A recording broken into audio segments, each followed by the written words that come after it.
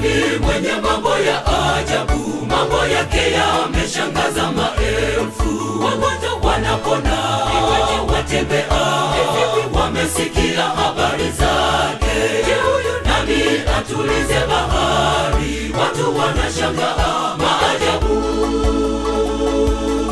Je, huyu nani mwenye mambo ya ajabu? Mambo yake yameshangaza maelfu. Wagonjwa wanapona, watembea, wamesikia habari zake. Je, huyu nani atulize bahari? Watu wanashangaa maajabu.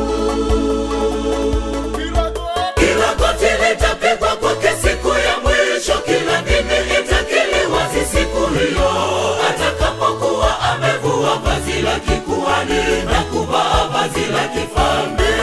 Ndiye Mwana wa Daudi, mfalme wa wanyonge, Nazareti. Kila goti litapigwa kwake siku ya mwisho, kila ndimi itakiri wazi siku hiyo, atakapokuwa amevua vazi la kikuhani na kuvaa vazi la kifalme.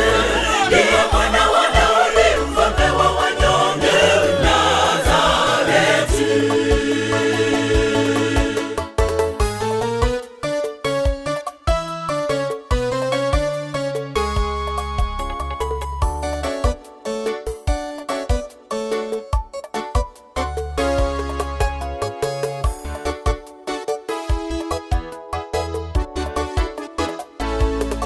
Je, huyu nani alimfufua Lazaro? Lazaro kafufuka akawa hai. Kule Bethlehemu yeye alizaliwa, mwa ng'ombe alizaliwa kwa aibu. Je, huyu nani aliwambwa msalabani?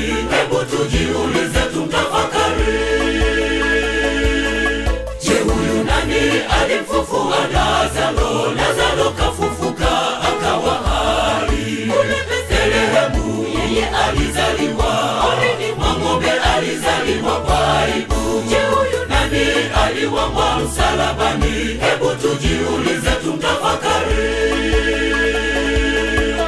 Kila goti litapigwa kwake siku ya mwisho, kila ndimi itakiri wazi siku hiyo, atakapokuwa amevua vazi la kikuhani na kuvaa vazi la kifalme. Ndiye Mwana wa Daudi, mfalme wa wanyonge, Nazareti. Kila goti litapigwa kwake siku ya mwisho, kila ndimi itakiri wazi siku hiyo, atakapokuwa amevua vazi la kikuhani na kuvaa vazi la kifalme. Ndiye Mwana wa Daudi, mfalme wa wanyonge, Nazareti. Kila goti litapigwa kwake siku ya mwisho, kila ndimi itakiri wazi siku hiyo, atakapokuwa amevua vazi la kikuhani na kuvaa vazi la kifalme. Ndiye